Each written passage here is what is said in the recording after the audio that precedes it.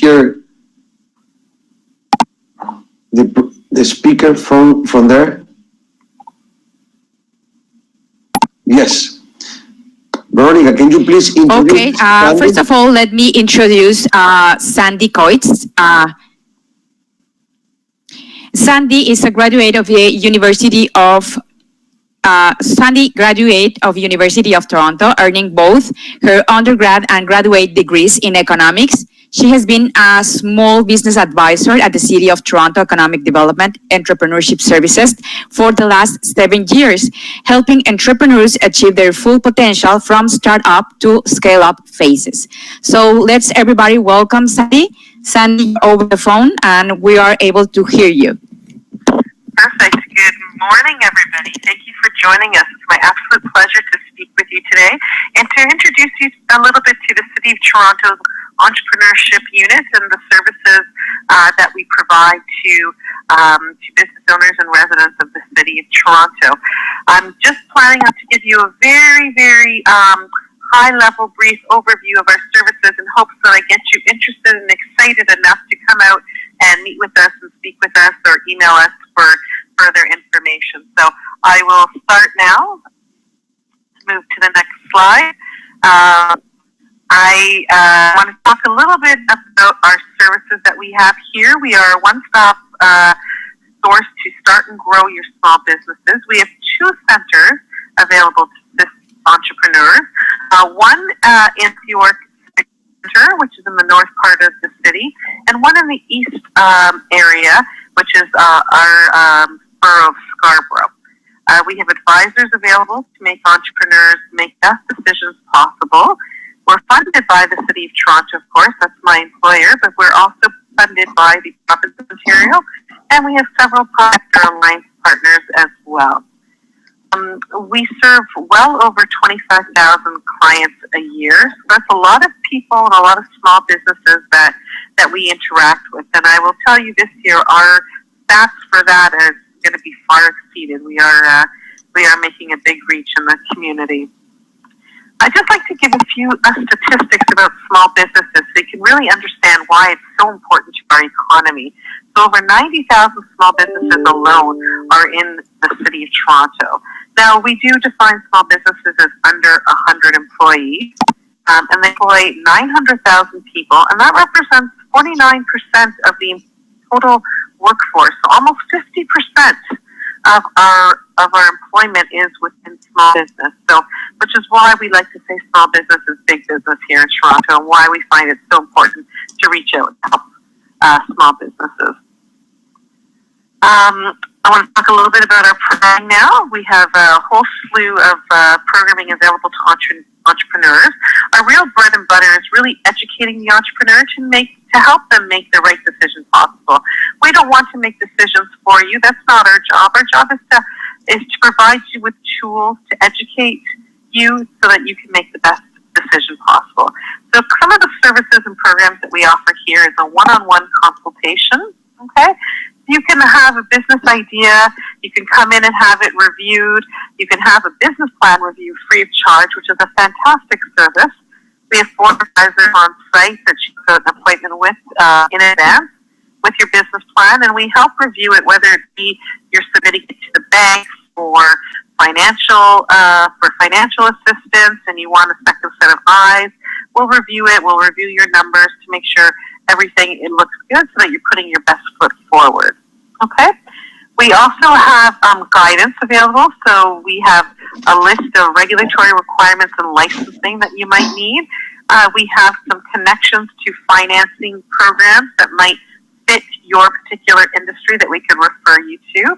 And of course, we work also in conjunction with the incubators and business support within the City of Toronto, within the ecosystem. So a lot of times that might be beyond our scope, or it might be another agency that will help you better, or we may not have the answer, but we can refer you to another agency that can help you a little bit more closely.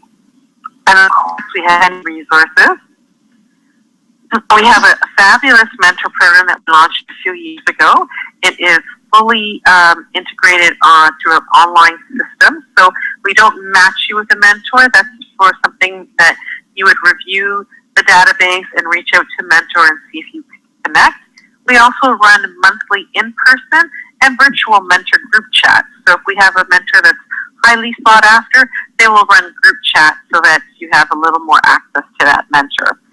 And we also have business registration assistance. We have a contract with EAC Corporate Services, which has a license with the province of Ontario to perform business registrations. So in our offices, you could come in and register your business, whether it be a sole proprietor, a partnership, or even a corporation, which is really fantastic. We walk you through the process, we review your documents, we connect you to our law clerk, and within 2 business days, you have your business registration emailed to you.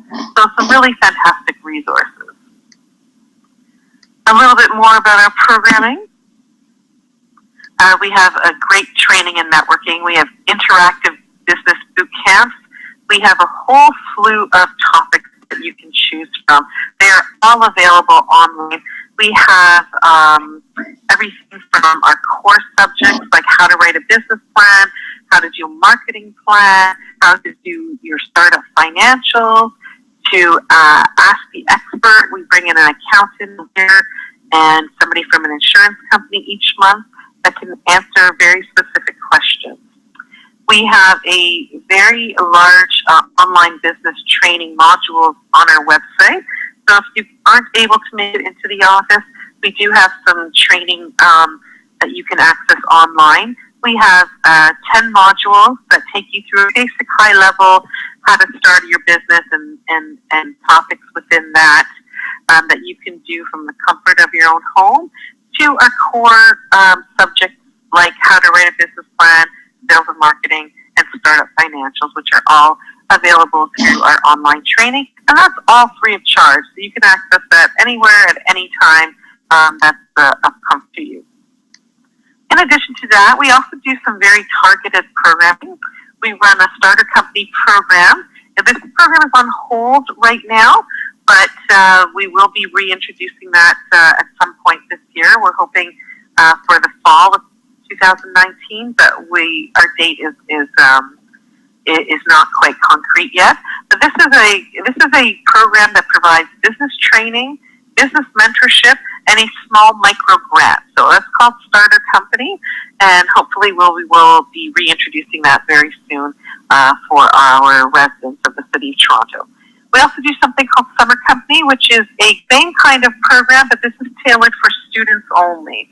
So we try to get the students really interested in entrepreneurship, and we give them an opportunity for their summer break to start up a business and run a business. So they would run their own business instead of taking a summer job at, say, Starbucks or the Gap. They would take their hand at running a business and see how they enjoy that. So that's a really great program for anybody who may be a full-time student returning to school, or for those that know students returning to school. Really great opportunity. Again, that will start next year because this year's program is already in progress. Starter Space. So this is in conjunction with our Starter Company, where those that are in the program can actually come into our center, use the office space a little bit on a first-come, first-served basis, perhaps book a meeting in the boardroom. So just all support services for entrepreneurs. Main Street is a program that's designed to help Main Street businesses really create a digital footprint for themselves. So perhaps they need some digital support in a website, or perhaps they need an online payment system. So these are things that Digital Main Street will help with. This is a grant program in addition to training, and it's available only for businesses that have physical locations here in Toronto. Actually, sorry, pardon me, this is all across Ontario. So if you have a business in a Main Street location in a business improvement area, you'd be eligible for that.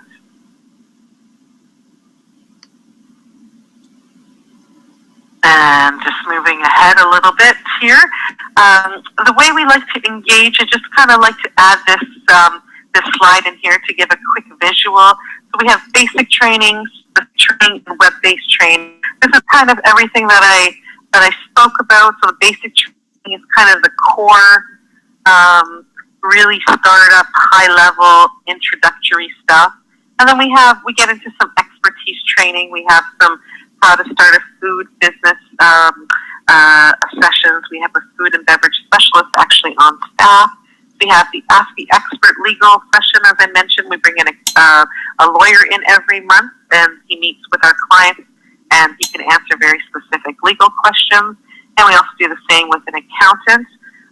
And we've just added a marketer, and of course our insurance company that comes in. So really great expertise, specific advice available to our clients. And of course the web-based training that I spoke about. So different ways to engage with your learning process, and certainly very specific to your needs. Okay, so that was my little introduction to our services that we provide here at Enterprise Toronto, entrepreneurship services with the City of Toronto. So hopefully I've made you interested enough to come in and speak to us, or come in and visit us online and get some further information. So I'm going to switch gears now a little bit and really get your mind thinking about what you need to think about when you start a business. Okay, so I'd just like to have this slide in here because it's really important for people to understand that between a business idea and a business opportunity. Okay, a lot of times people have great, fantastic ideas, but they don't generate a business opportunity. So it's very important that you understand differences between the two as you move through your planning phase of starting a business. So just, I don't want to read the whole slide for you. I do realize I'm on a very tight time frame. So I just want to highlight, that a business idea is the potential to make money, whereas a business opportunity is a proven idea that actually generates income.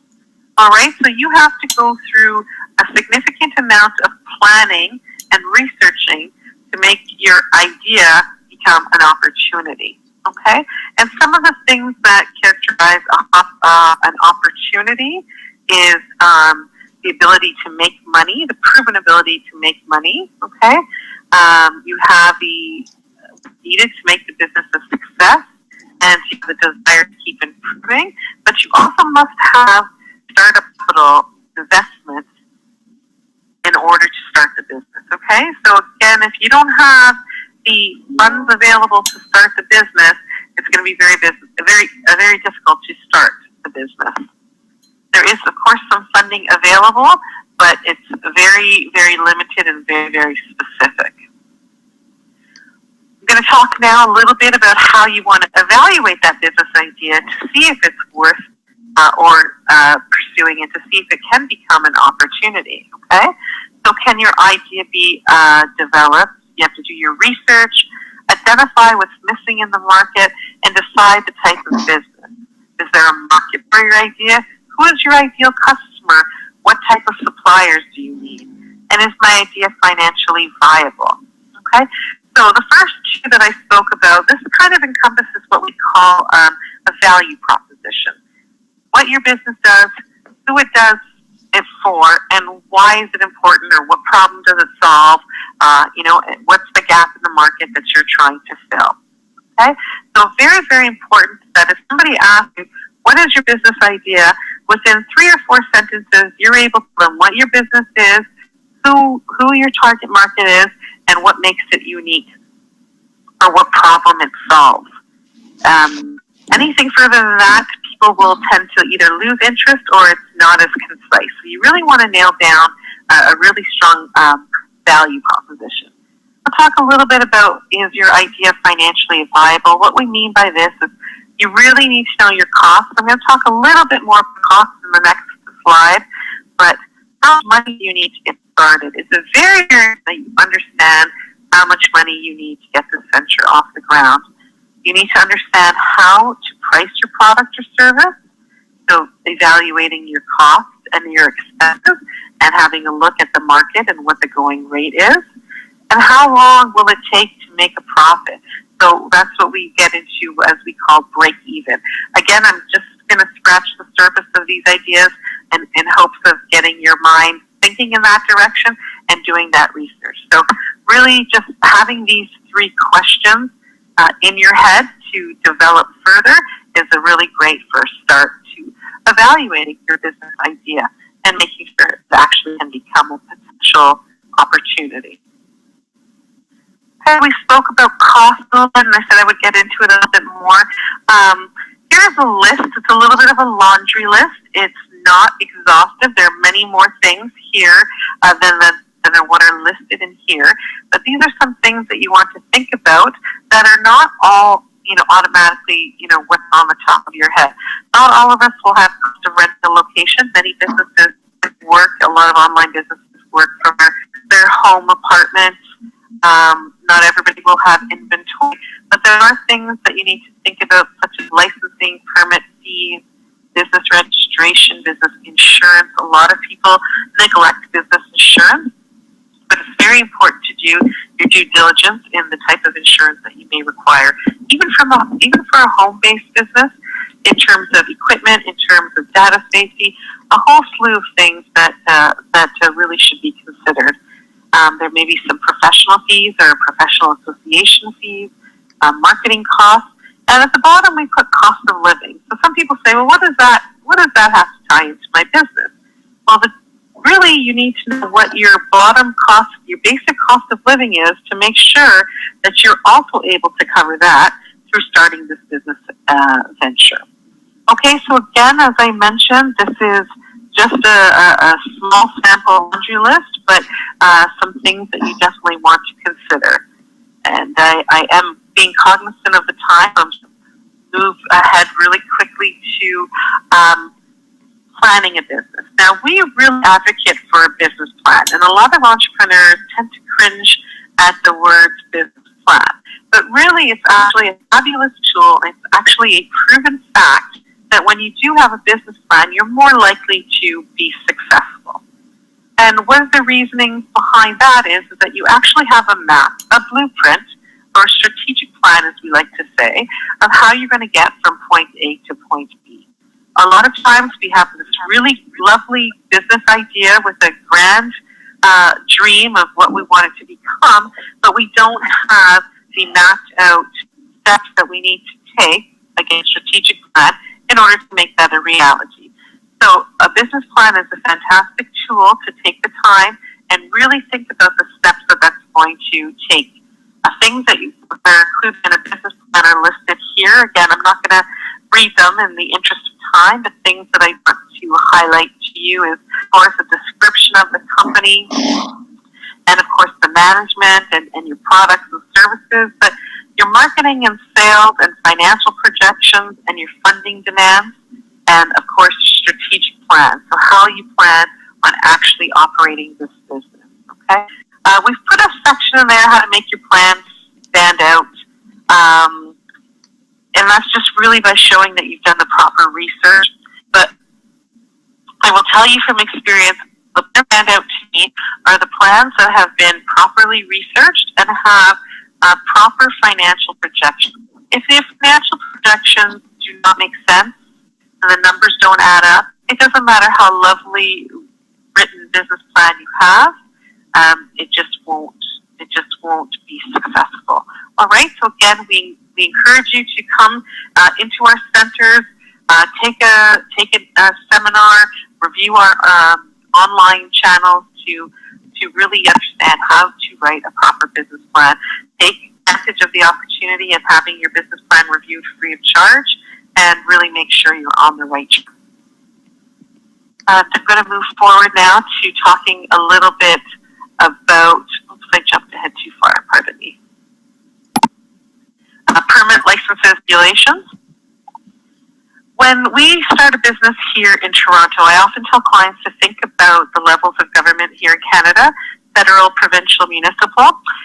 They all kind of want something from you. It's a matter of understanding and navigating which level of government wants what and needs what and how to navigate that. So I've made a nice little cheat sheet here. We cheat sheets for all different industries within online through our website, and as well you can come into our office and get some information. But On the federal side, some of the things that are regulated federally are labeling, health regulations, media regulations, of course, HST, payroll, health number, and all your business numbers. Corporations Canada is done through the federal government, and of course, anything that needs to be imported and exported, import-export companies require an import-export number, and that's all regulated on the federal level.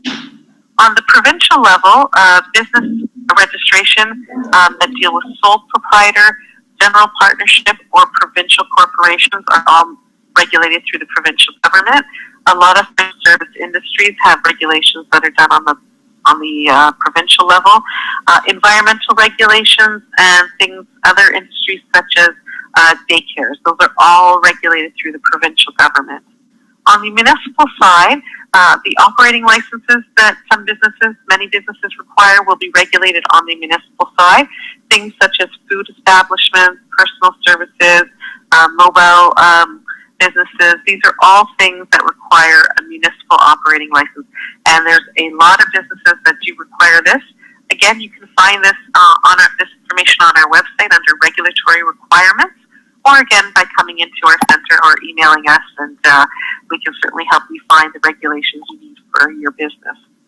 And of course, many industries will have industry compliance. So if you belong to the travel industry, for example, you will have to comply with TICO regulations, health industry, real estate industry. All these professional associations have things that you need to comply with.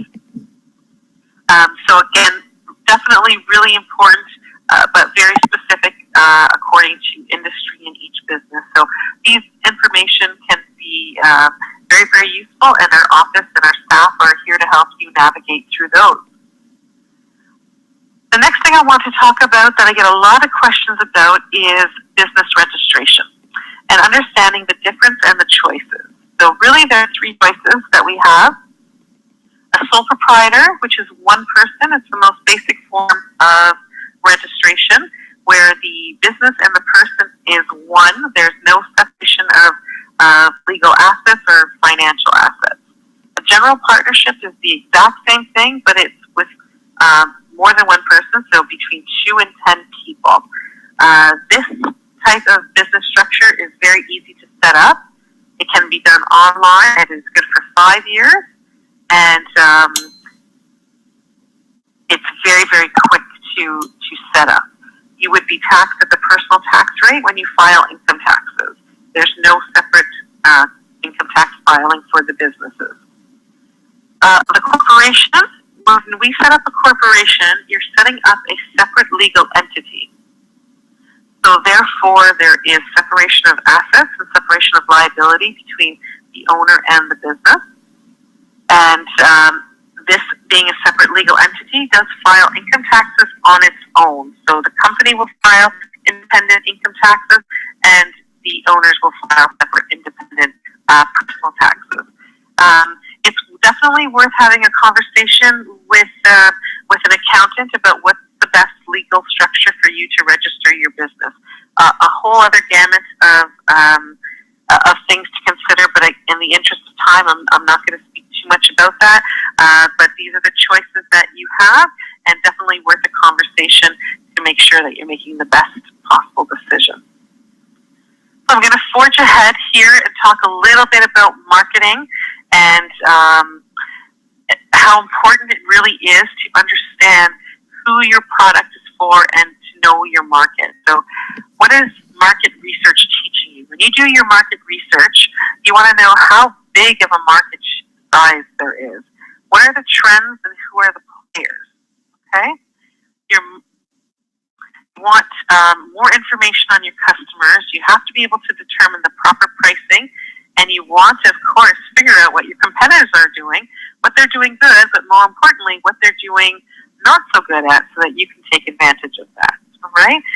Different types of marketing research are primary and secondary.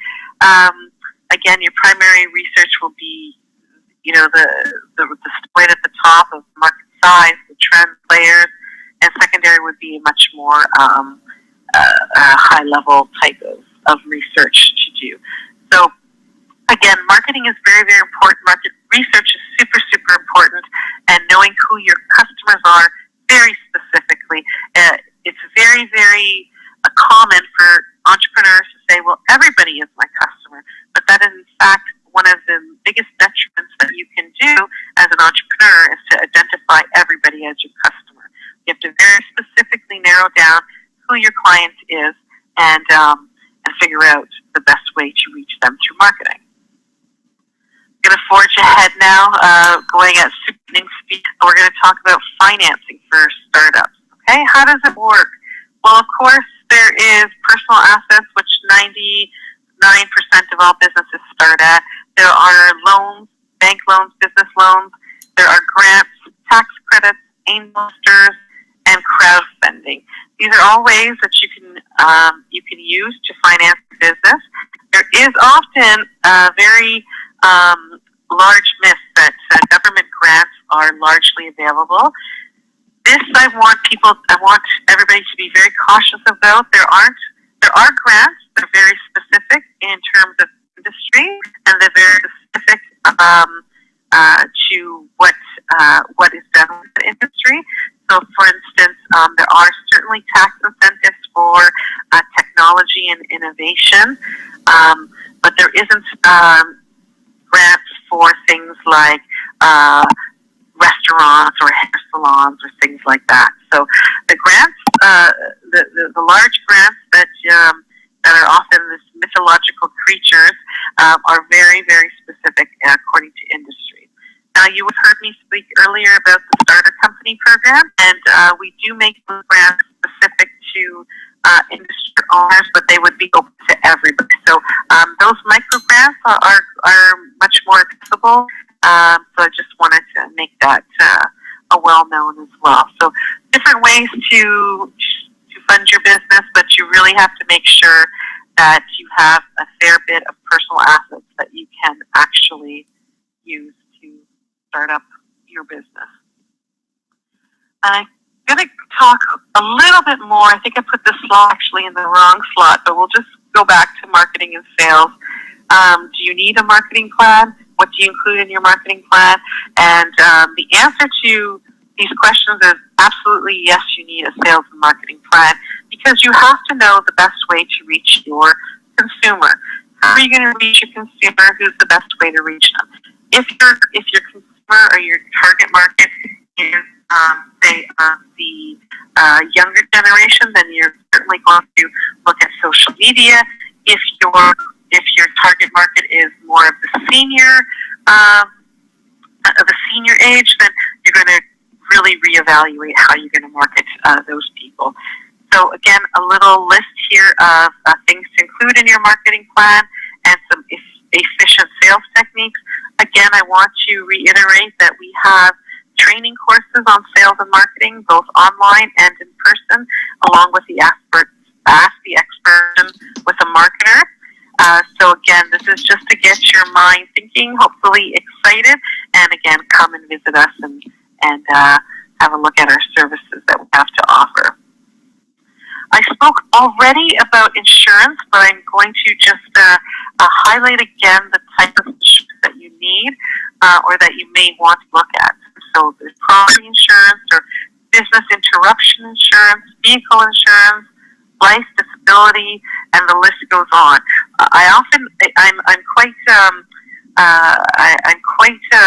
amazed each time I sit down with a client and we speak about insurance, and the client has not actually thought about the things that we have on this list as being part of a good reason to have insurance. And once it's brought to their attention, they definitely see the benefits of having business insurance. So again, we have an Ask the Expert series with an insurance company once a month in our center at the North York office, and I encourage you to come and listen to their presentation and ask your personal questions, because it's very, very informative, and of course really, really important to help your business be solid. And I'm going to end my presentation there. I hope you enjoyed the information that I shared with you. Again, I just wanted to present some information to you on a really high basic level so that you understand the thought process that you need to have when starting business and some of the things that you need to consider. And of course, to introduce you to our offices, to what we do, and to the services that we provide, and hopes again that you will find it interesting and hope that you come and visit with us in the very near future. Well, thank you so much, Sandy, for the information that you provided. It's absolutely complete. It's full of all the information that we were looking for. So we have a note right here from our Consulate General of Peru in Toronto. She said this is she has a special appreciation of this for this presentation. So she wanted to thank you through me because she's not able to talk to you directly. But we appreciate so much information, your time, and your support in this program. Thank you very much. Of course, we will continue working together. And if you don't mind, can we share this information with our exhibitors? Yes, absolutely. My pleasure. My pleasure. Thank you for inviting me to speak with you today. It was our pleasure. And thank you so much for your time and for everything. Thank you and have a great rest of the day. You too. Enjoy the rest of the sessions, everyone. Bye for now. Thank you. Bye-bye. Bye.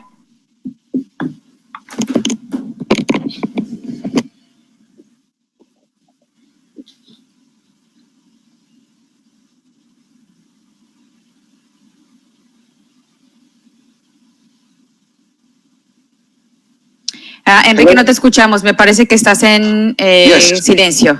I'm unmute already. Hey, Juan, how are you? Welcome. How are you? Pretty good, pretty good.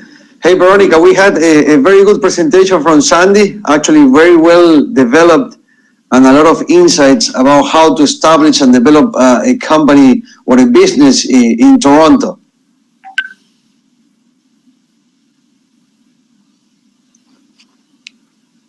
So now we have Yes, actually... thank you so much, Enrique, for the opportunity to connect with the city of Toronto. I think that the information that they provided was really useful for everyone. So I'm going to be right now I'm going to be out of the room, so I let you and Juan to be together for his presentation. Thank you so much, Veronica. Thank you so much Appreciate to it. everyone. I'm going to be out of this room, but I'm still going to be like observer. All right, thank you, thank you. So now we have Juan Prado, actually partner of the Yona and Bustamante Abogados firm, actually here in Lima, Peru. So Juan, we have integrated your presentation in the background. Everybody is already have rearranged their video and had the presentation as a background. So please introduce yourself. Everybody understand how to scroll down and go through your presentation. Please go ahead. We're listening to you. Great, thank you. Thank you very much, Enrique. Well, my name is Juan Prado. I'm a partner of a Peruvian law firm. It's Estudio Bustamante Abogados. We are in business for more than 50 years in the legal market. And first of all, we would like to distinguish this remarkable interactive virtual fair that enables Peruvian and Canadians, small companies basically, to get together and let them exchange experience and offer their products in the market in this unique means of communication. As a law firm, we have collaborated in this process in preparing these guidelines for doing business in Peru, which is, we consider it is a useful tool to promote foreign investments among both countries and facilitate these small enterprises to do business in both countries. The guidelines is a very, as we will see, it's a very simple and didactic form, and mainly addresses legal aspects in the corporate, labor, and intellectual property fields, which will give these entities and the businessmen resident in Canada basically how to get a general outlook of the advantages and legal structure to do business in Peru. So Enrique, can we go through the presentation? Yes, please. Everybody understand how to scroll down the presentation themselves. So do it yourself, and so you can scroll down. Rearrange your video. Remember, with the icon at the header on the right side, there is a square next to the diagonal bar. Just click there. Rearrange your video and free up, your background so you can navigate through your presentation. Okay, perfect. As a general framework, we have to mention that Peru enacted certain regulations to promote foreign investment and to attract foreign investment in the country. Basically, these are our economy is a market-oriented economy where goods and services are by prices, and for those are fixed by the market. There is no control prices made by the government. It's freely determined by the who is offering those goods and services. Then we have free access to all productive services as an investor. There is no discrimination, meaning that it's equal treatment for all national and foreign investors in the country. There's a freedom of trade and industry, meaning that export and import it's freely determined by the parties as well. And the contractual terms of each transaction cannot be modified by laws or provisions enacted by the government. Their investors are entitled to subscribe legal stability agreement with the Peruvian government for their investment in the country. And there is also a guarantee for the private property, meaning that there will not be expropriation nor nationalizations on any business or property in the country. Then there's a huge fight or controls of abuse of dominant positions or monopolies in the country. Recently, there are certain rules that enacted to restrain monopolies and for mergers of companies in the country. There is also that state economic activities are banned unless performed in a subsidiary manner.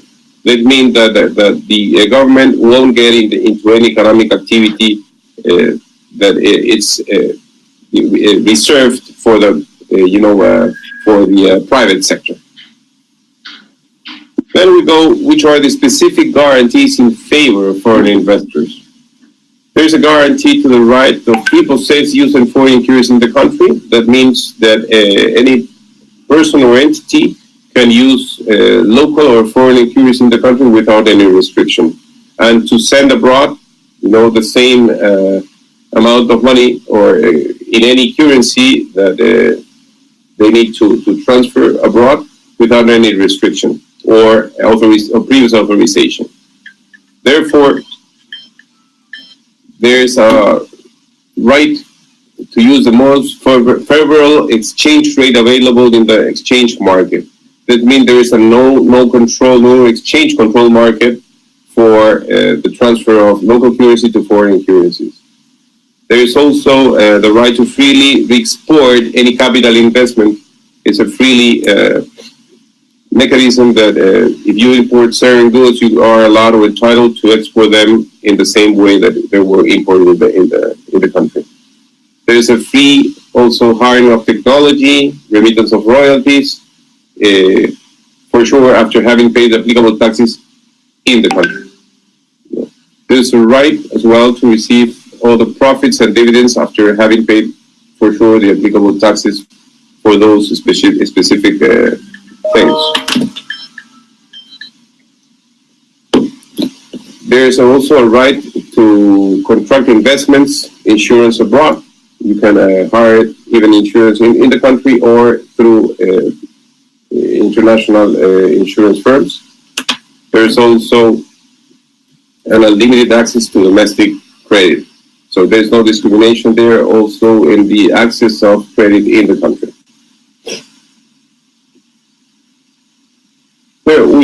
We have to address if there are some limits in Peru in Peru for foreign investors. Mainly there are no specific limits. There's only one restriction where foreign investors cannot possess mine, land, forests or water, fuel, or energy sources within the 50 kilometers of the Peruvian border, except for cases of public necessity that could be entitled or granted to private entities to develop certain, business in these specific areas. There, as another point, we have to address if there are some limits to remit profits abroad or repatriate the capital investment, and the answer for this is no. As we mentioned before, there's been a guarantee granted by the Peruvian constitutions mainly, where profits and capital invested in the country can be repatriated abroad after paying, for sure, their taxes without any restriction. Okay. Mainly, what is expressed here in this presentation, you can see there's no foreign investment. The foreign investment may remit profits and capital to at any time. You have the access to freely hire of technology and remittance of royalties, send abroad the profits or gains after having paid the applicable taxes, guaranteed to freely possess use of foreign currency, as we mentioned before, and to use the most favorable exchange rate in the market, and to freely re-export and any capital investment, and unlimited access to domestic credit. Peru, in this strategy to have counterparties in the world, it has enacted or entered into different international agreements or government agreements, where we have actually 28 bilateral investments agreements, including Canada, 11 free trade agreements with different countries, and 8 agreements to avoid double taxation, where Canada has entered into a contract with Peru as well. There are other agreements as well to protect investment, as the OPIC, MIGA, or ICSID, where mainly it's for investment disputes and guarantees for investors that introduce investments in the Peruvian territory. When we get determined here, it's how can you do business in the country? There are different ways you can use. Even determine a representative in the country. That's one way. Or the other type is to incorporate certain companies or a corporation actually in the Peruvian territory to do business in Peru. And for such purpose, we have made a small, detailed description of which are the entities that can be formed according to Peruvian law. And these are mainly as a corporation or joint stock companies, closely held corporations, limited liability companies, through branches, or associative agreements, meaning consortium or joint ventures. The corporation type is a joint stock company, which is the most used in the country, where it's required minimum 2 shareholders, has to include in their trading name Sociedad Anónima or the abbreviation of SA. There's the shareholders' liability is limited to the par value of their shares or the investment put in the paying capital of the share of the company. The management the management of the company or the shareholders meeting, board of directors, and the CEO or executive officer of the company. We have to state here that you don't have to be a Peruvian citizen to develop or to be in those positions. You can be a shareholder, you can be a member of the board or a CEO, even if you are a foreigner person or entity in this scenario. It could be being a shareholder. But in order to be, the only thing is, in order to be a CEO of the company, if you're a foreigner, you have to have the corresponding labor authorization or homologation of your title and be registered as a resident for said purpose. Then basically in this type of companies, the stocks are freely transferred according to the bylaws regulations that the parties have established. And there's a determination where death, illness, bankruptcy, retirement, resignation of shareholders does not cause any dissolution of the company. Means it could be any transfer of those. It could be according to the rights that are established in the bylaws. Another corporation that is very used in Peru is a closely held corporation where it requires a minimum of 2 shareholders and a maximum of 20. It's very similar to the joint stock company, but the issue is that it could have a board of directors. It's optional. You can decide whether the company has a board or does not have a board in the company. Then the rest is quite similar. You have to use in the name Sociedad Anónima Cerrada, which is the SAC abbreviation, and the stocks have a right of first refusal in case of transfer of the same, and maybe restrained or determined by the bylaws and according to the partners or the shareholders' decisions for said company. Also, there is a public held corporation. These are larger corporations with holding more than 750 shareholders and more, and it has been mainly developed for companies that will trade in the floor of the exchange or in the stock exchange of Lima. So mainly for small enterprises, this won't be a very suitable structure to establish, but it's one of the companies that could be done. Mainly, it's the difference is that you have to record your company in the Peruvian Security Exchange Commission and trade your shares in the stock market.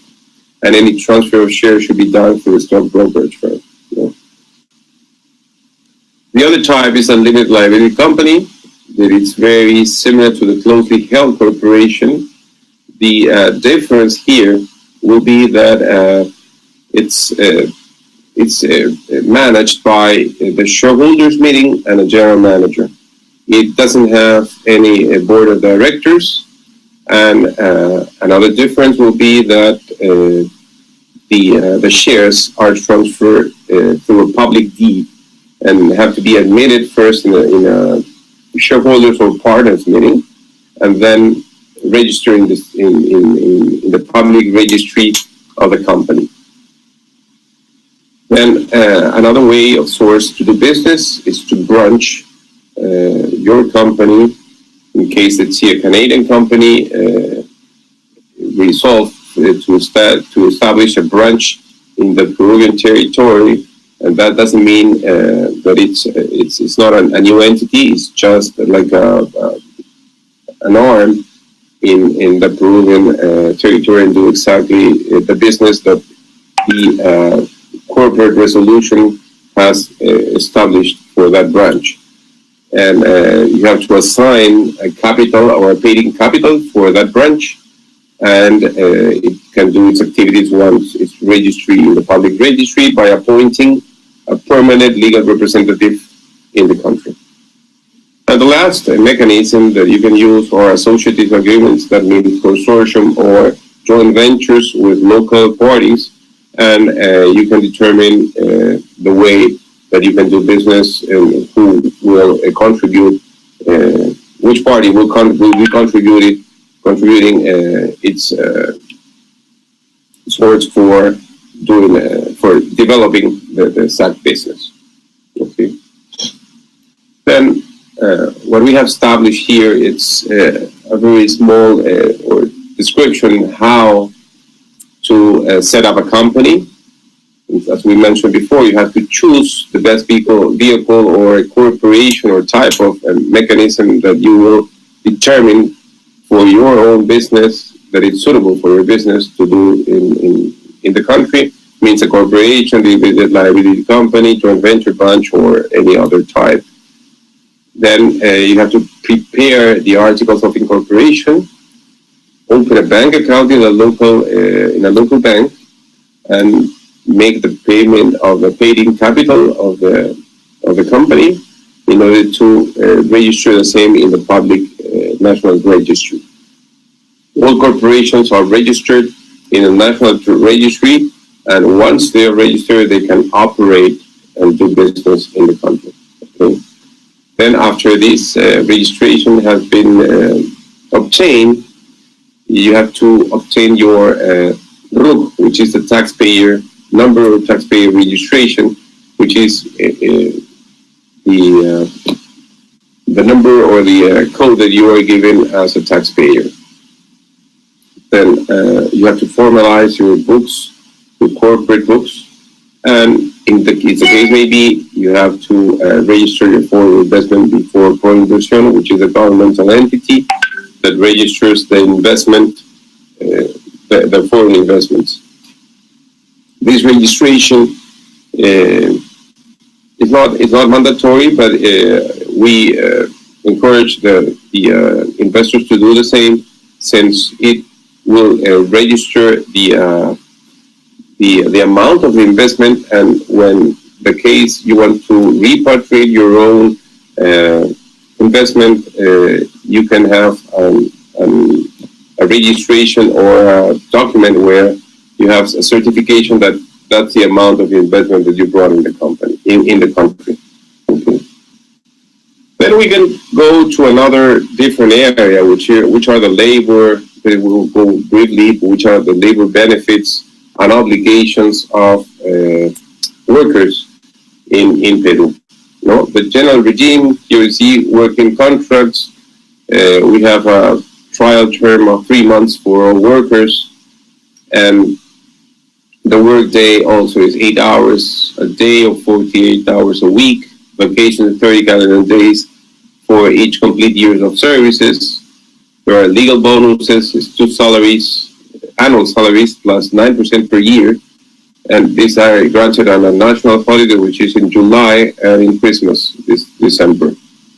There is a social security health equal to 9% of the salary or income, and it's the responsibility of the employer to declare and pay to the government. The national pension system or private pension system depends on the system that the worker may choose at the time it incorporates in the labor group. And this is mainly for the national pension system is 30% of the contribution based on the salary, and in the private pension system it runs from 11.5 to 13, depending on the AFP, which is a pension fund company or administrative pension fund that the workers choose.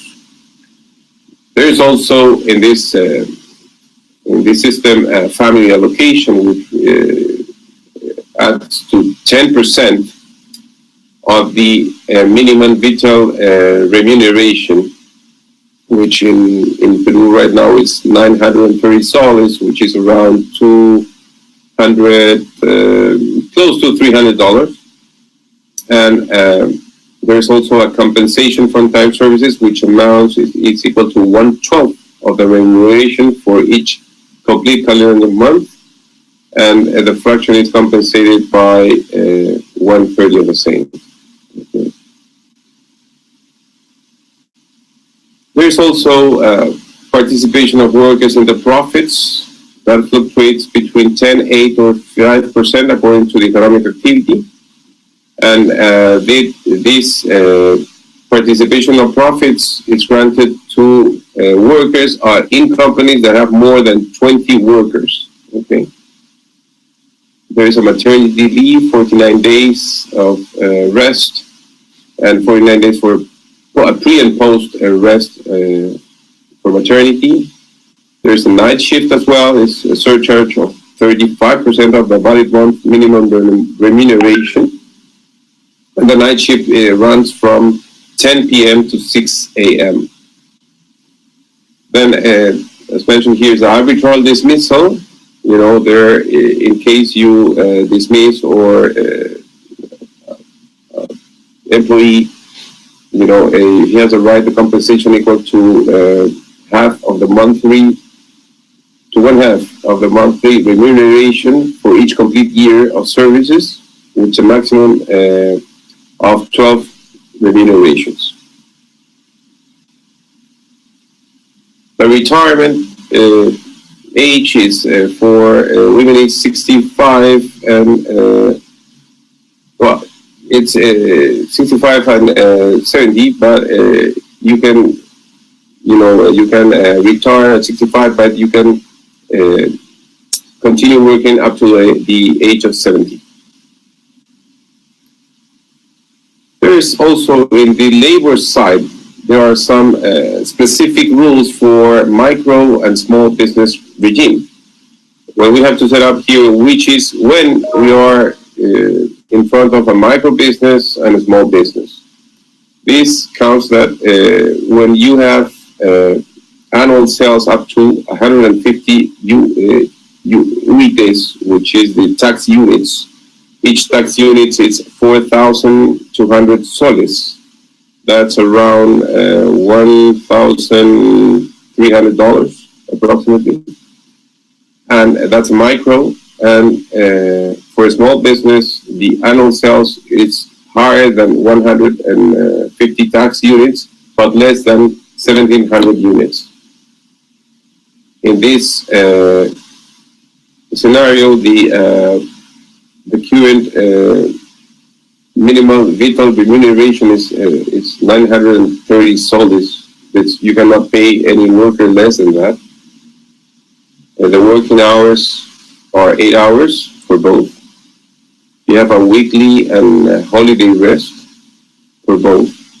And the overtime wage, that as we've seen before, is 25% over rate for the working for the first 2 working hours, and 35 for the remaining ones.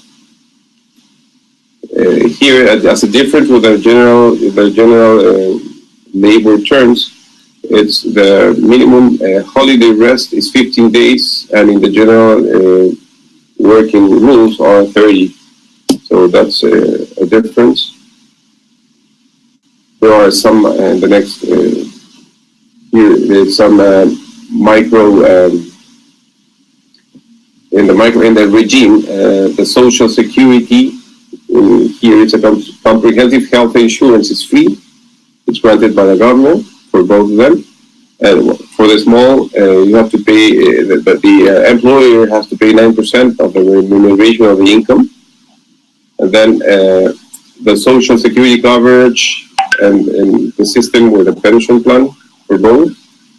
The severance payment for dismissal is 10 days remuneration per year of services with a 90 calendar day salary. That's a main difference with the general term. And in the case of the small business, you have a 20-day remuneration per year of services with a cap of 120 day salary cap. Then in the small business, compared to the micro that they don't have, is a life insurance law coverage. It's a right to receive 2 legal bonuses per year, national holidays and Christmas, equivalent to half of the salary, monthly salary, plus 9% each. They have a right to participate in the company's profit sharing, so far that there are more than 20 workers, for sure. There is a right to compensation for length of services, equal to 15 days remuneration per year, and with a 90-day salary cap. There are collective rights for workers in this scheme, the same as a private activity. Then we have to go to the tax regime, which is we have make a very simple and schematic, broad view for this. We have mainly there are 2 taxes, which is income tax and value-added tax. The rest are very, very small taxes that are determined in transactions by does not mean that the company has to calculate them. It's over. There are record, and they are applied immediately by financial institutions. One, and the other one is the temporary to net assets applicable are in excess of 1 million. That's applied in the income tax at the end of the year. Mainly, the income tax, in general terms, is corporate profits after deducting all your expenses. The tax rate is 29.5%, and there is a special regime for agriculture and agri-industrial business, which the rate comes down to 15%. That special regime that is in place up till the year 2021, and it's supposed to be right now is in Congress, and it's supposed to be extended for I think it's a 5-year term, an additional 5-year term. Dividends are taxed with a 5% after only dividends granted to foreign entities and natural persons. Then royalties are charged with a 30% income tax, and interest rates on loans from abroad are taxed with a 4.9% over the profit. Okay. Then, as I mentioned, value-added tax is 18%. The value-added tax actually is only for sales of goods and services rendered in the country. The financial transaction tax is 0.005%, but it's based on the transfer of money in through from banking accounts or cash in or cash out checks. It's a very small amount. And the temporary to net assets applicable to the excess of 1 million, as I mentioned, is 0.4%, but it's considered as part of the payment of the income tax at the end of the year. Then the issue here is the difference for micro and small tax regime for this type of companies. The net income it's up to 15 unities, which is tax units. You have to tax payment of 10%, and for the excess of 15 unities, you pay the 29.5%. And here's a mistake, but it's that for the taxable years 2019 instead of 2017. It's $4,200, which I mean is around $1,300. Well, that's all. I think that's mainly a broad view where you can see the type of corporations, then the labor regime, and the tax regime applicable to companies or entities doing business in the country. In case you have any question, I will be glad to answer them. Thank you very much. In case you have any additional question in the future, here you have my email address and phone number. I would be more than glad to assist you or give you any kind of advice for your enterprises and in case you needed to do any business in Peru. Thank you. Well, Juan, thank you so much. You gave us actually a good presentation of the Peruvian legal framework to promote national and foreign investment here. Actually, very good information that I'm sure the exhibitors and also Canadian companies will be interested in talking to you. So we're gonna, at the end actually of the fair, we will share most of the presentations with all the participants. So with your permission, we're gonna use your presentation so we can send it to all the participants in Peru and Canada, so we can take it from there. Perfect. Thank you very much. Excellent. Thank you so much, Juan, for being here. And now we're gonna actually switch the background, and we will introduce to Natalie. Natalie is working with Soy Grados. So I'm going to basically switch the background, and I'm going to refresh myself just to make sure that everything works correctly and we have the right, actually, pipeline of internet. Hold on just a second. I'm refreshing myself.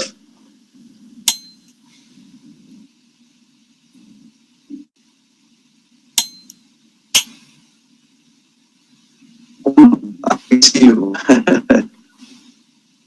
Great. All right. I'm gonna actually, if you can just leave and re-enter as. Yes. Thank you so much, actually, Sure. Juan, for being here, and thank you for all the Thank you valuable very much. information. Yep, appreciate it. Bye. Bye.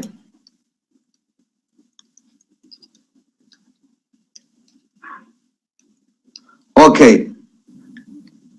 Bueno, amigos, now actually we will have the presentation from Soy Grados.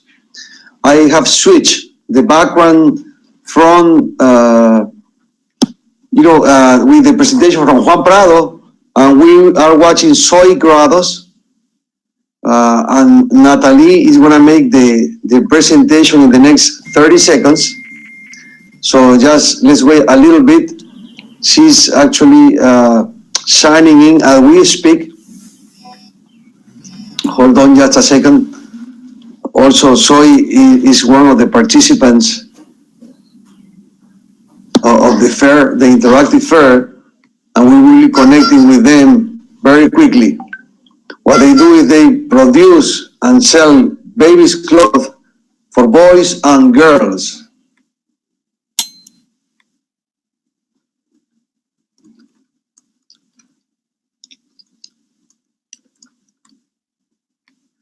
Let's see. Natalie is trying again, so she will sign in the next actually 30 seconds. I was saying that actually Soy is one of the participants in this interactive fair. You know, Soy has been in business since 2009. They are also located in Lima, Peru, and they have a tremendous experience also in the textile world. So let me see. I'm gonna call actually Natalie. She's connecting with us very, very soon. Okay, let's see. Natalie.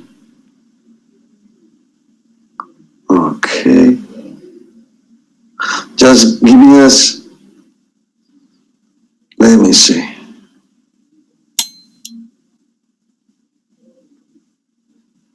I'm calling Natalie as we speak. Hold on, everybody. We will connect actually Natalie very soon.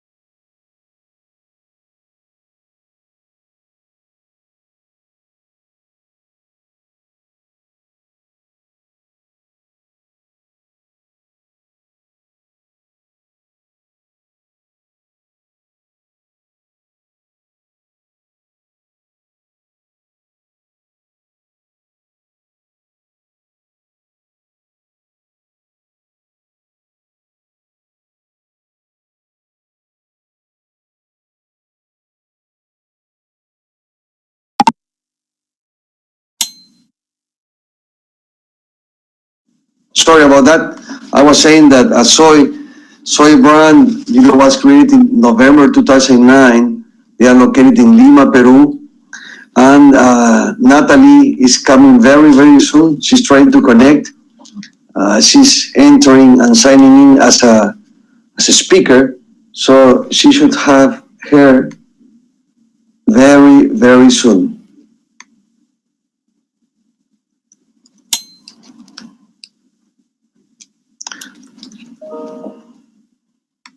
Okay. Let's see. Yes, she say.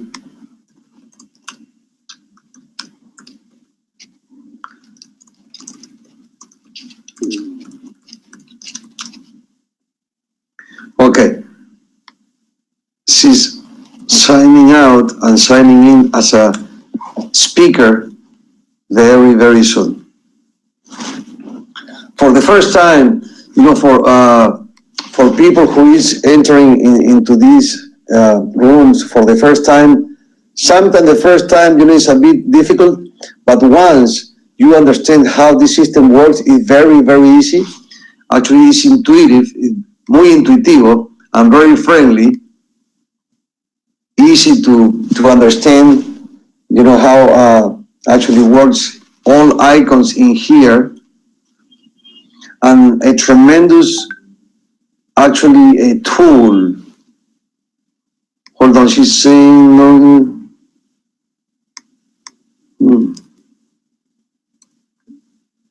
let me see.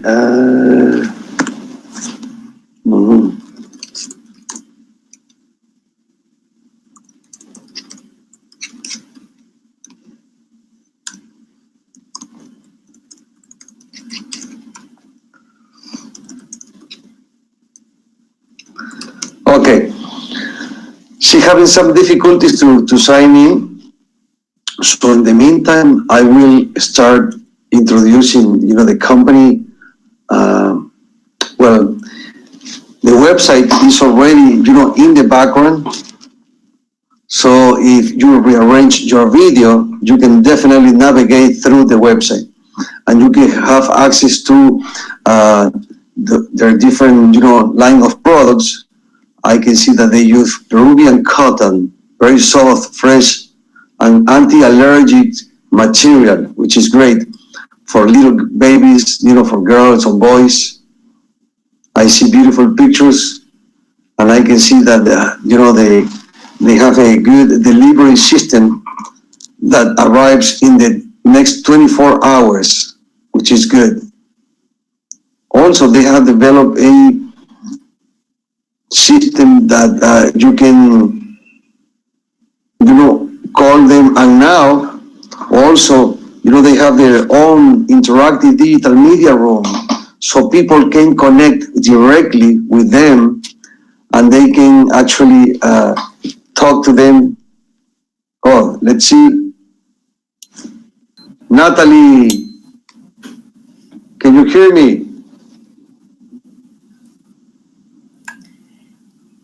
Hey, Natalie. Hello.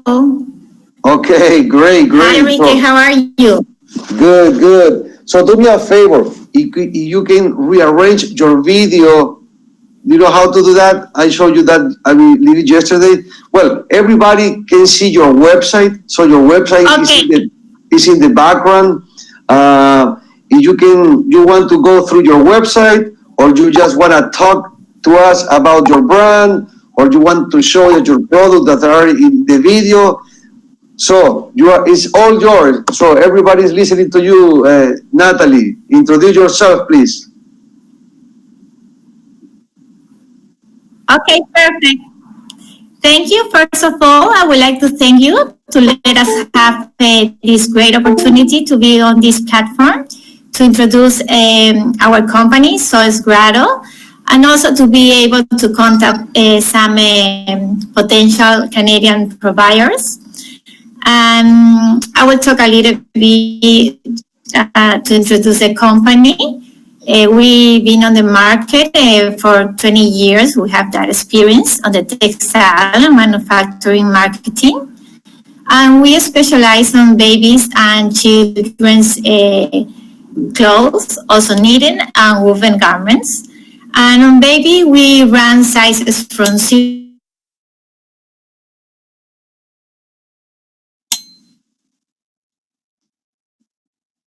we have access from and so we have also a variety of clothes. Let's say like, oh, I don't see you. Enrique, can you see me?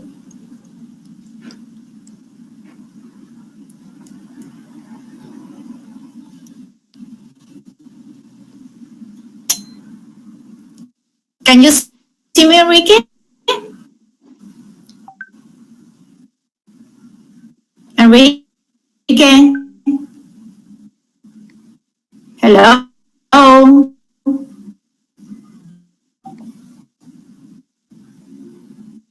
Enrique, can you see me?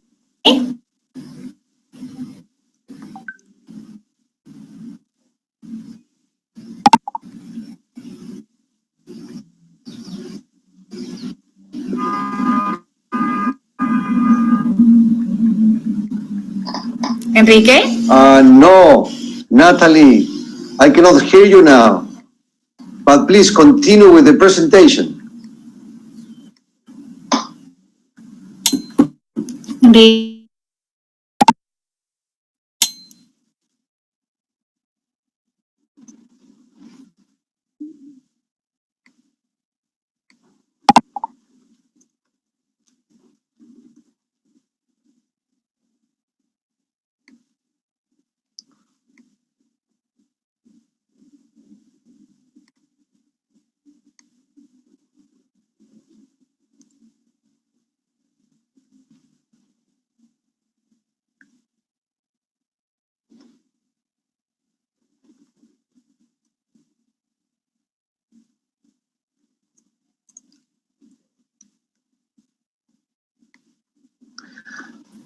All right.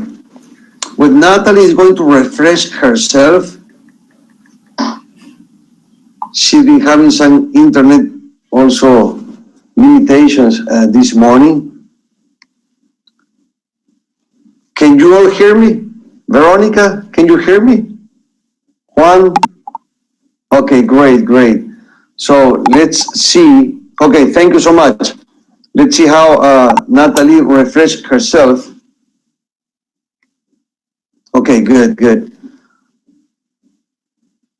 This is one of the limitations that we see, when we are entering into new business models. But, we have to move forward. This is the way how we are going to connect from now on with the whole world. So we have to make sure that we have the right equipment, that we have the right connectivity. Also, it's about, having a store open where I need to attend. In this case, the store, depending on the hours, is open from 9 a.m. to 6 p.m. But it's a new way in how we all can do business, where we can communicate face to face, we can share, our information. So I'm very excited about, the opportunity we can create for all the Peruvian companies. And just let me tell you, next week we will continue offering the room for all exporters. They want to have one more week for free. So feel free to use your room and connect directly with different people of interest. We're talking about providers. We're talking about, companies or people who are interested in acquiring your products. Please feel free to do that.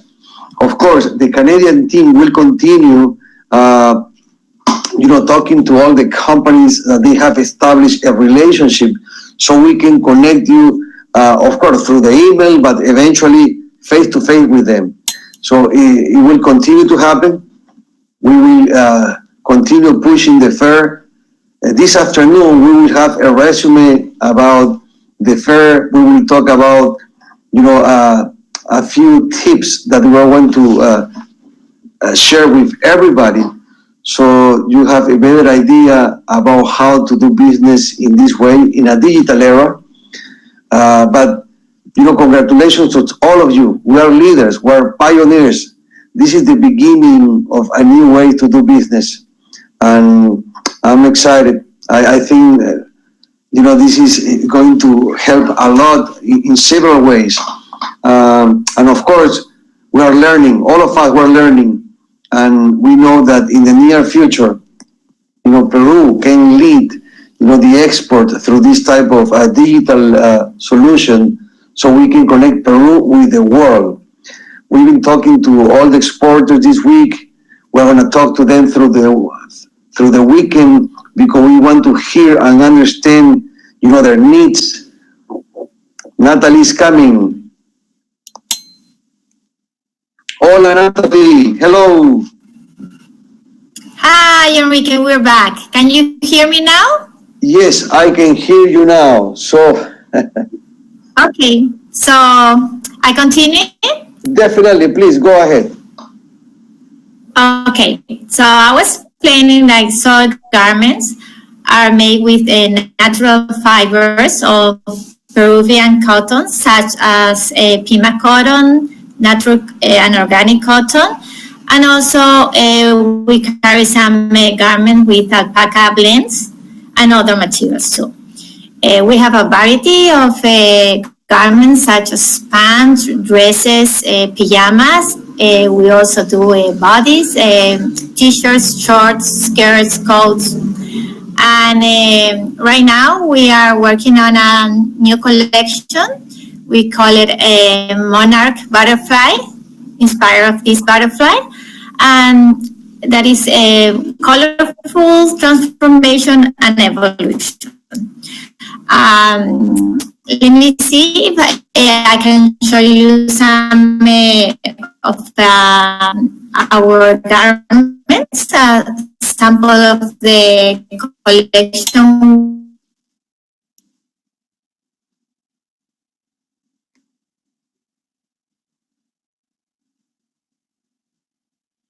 we have now. Okay, can you see the dress? Yeah, I believe is.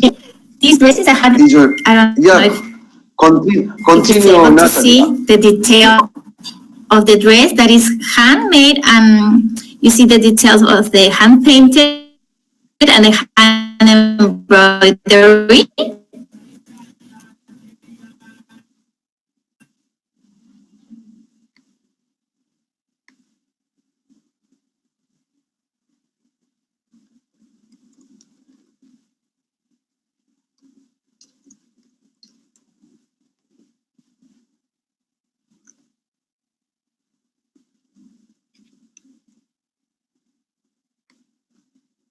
This is experience. Yep, we cannot see. Okay. Apparently, actually, Natalie. Organic cotton. Yep. Okay. So I'm gonna call her just to let her know that her internet connection. And painted. Natalie, can you hear me? These two are pajamas, also 100% cotton. These run from size 2 to 14.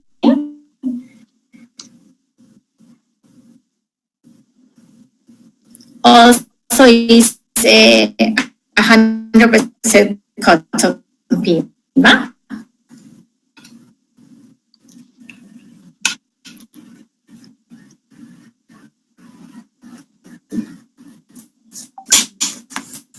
We have experience exporting. Right now we are exporting to London and United States. We also have participated in different commercial missions in Europe.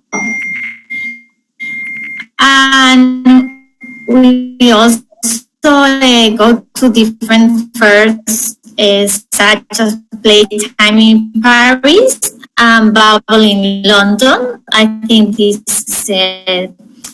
we've been there for 3 consecutive years already.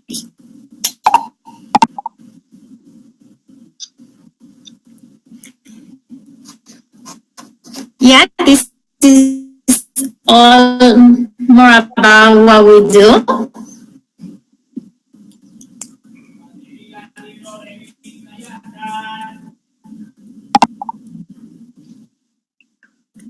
Yeah. Can you hear me, Enrique? We can barely hear you. Somehow, somehow we feel that there are some internet issues because we can barely hear you.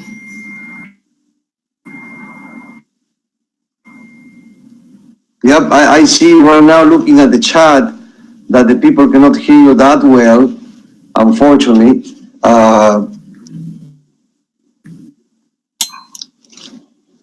So she's going to refresh herself again.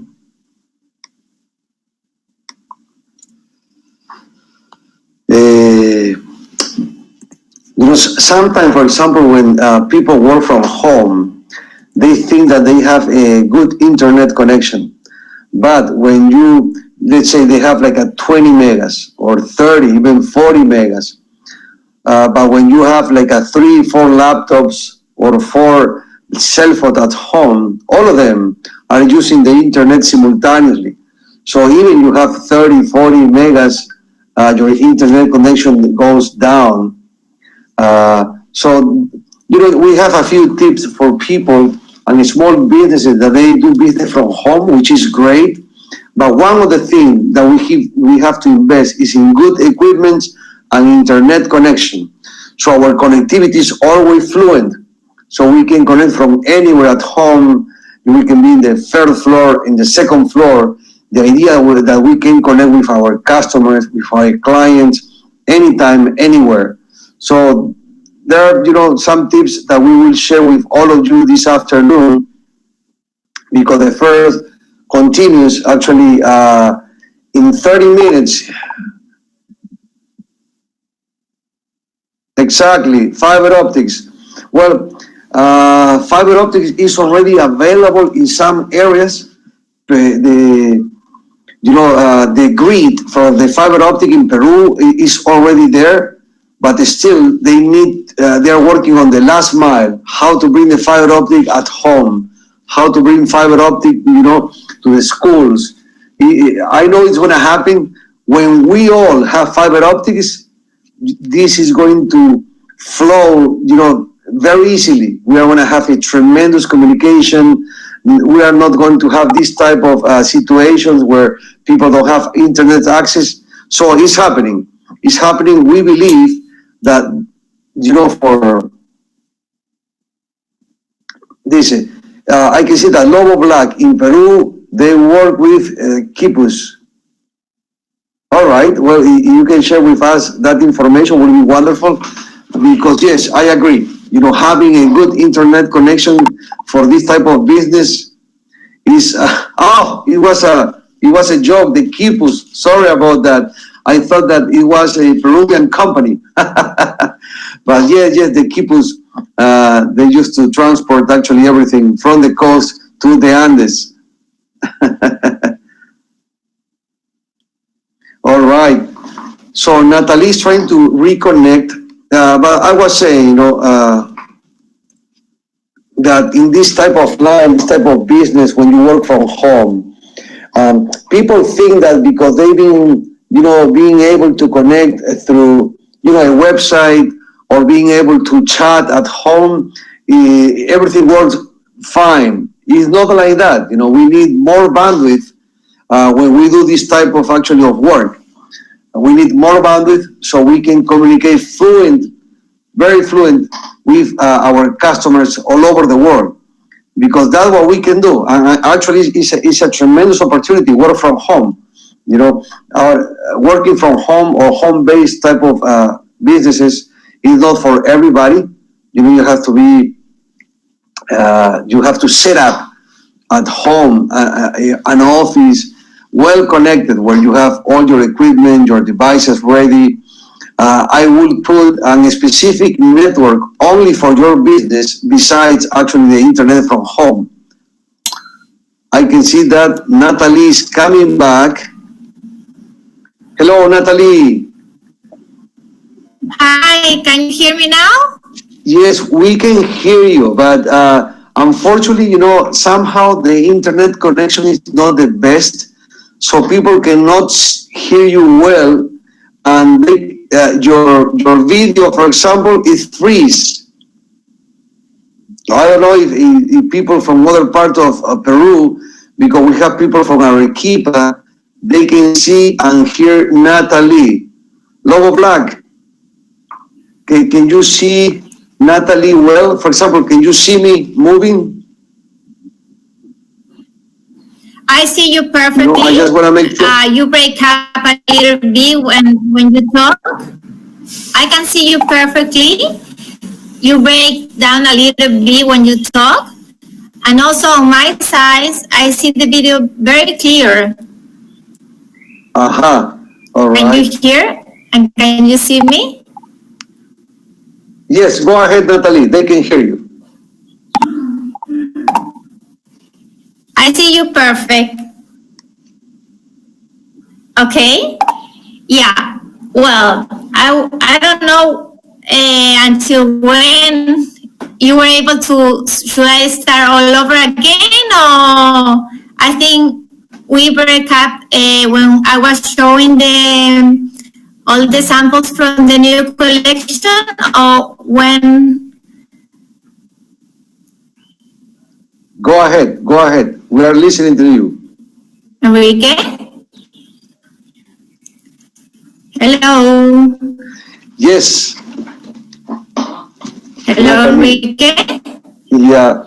Somehow, somehow, I don't know what's happening. I don't hear you.